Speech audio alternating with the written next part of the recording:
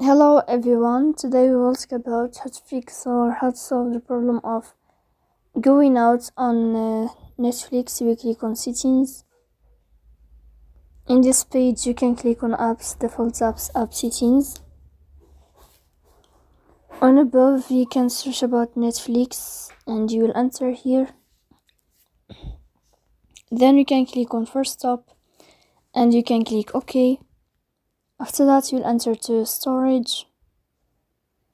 Here you can click clear cache.